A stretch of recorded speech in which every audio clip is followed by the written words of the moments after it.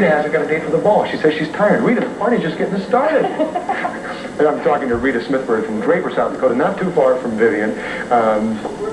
She came up to talk to us about what they did in Draper for the Centennial, and they have some very interesting projects, and I have the photos of them right here. Nice to have you join us tonight. Thank you. Okay, now we're looking at first at the community auction that was used to generate the funds to create the Lasting Legacy projects. That's the first photo I have here, and you guys had an auction.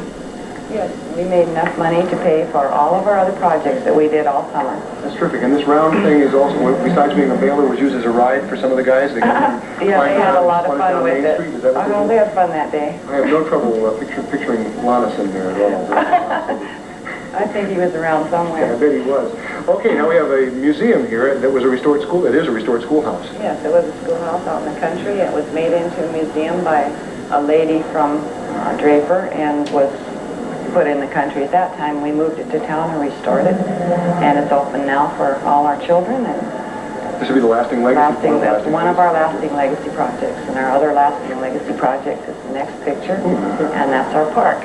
And we had a mural painted on the building, planted trees and petunias, lilac bushes. And that's open year-round? We can come down there and... Yes, and it's right next to our swimming pool, so we can enjoy it in the summer. Place for mothers. This is the 50 flags that was part of our parade. We had around 1,000 people for our parade, and we only have 150 people in Draper to start with. So we had a good crowd. Seems like people came out of the woodwork for the Centennial this year, huh? That's great. And this is the wagon train. I'm covering you up there in the end. I want people to see that you're there. I rode in the wagon train approximately 300 miles, and Draper had an entry in the wagon train. You rode 300 miles yourself in the parade? Yes, on horseback. Solo horseback? Yes.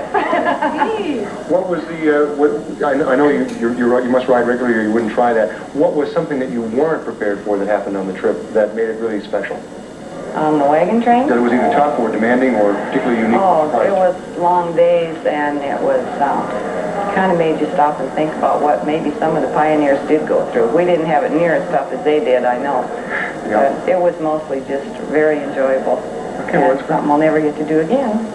Well, we could keep doing it. It's just that we wouldn't call it the Centennial wagon train anymore. No, it wouldn't be the same. That's right, it wouldn't be. But we're glad you were able to come up here tonight and spend some time with us. Have a safe trip on the way home. I'm sorry you're not going to hang around for the ball. It's going to be a lot of fun, you know, but then you're probably here quite a bit regularly anyway. I work here. Okay, well, then we have the whole story.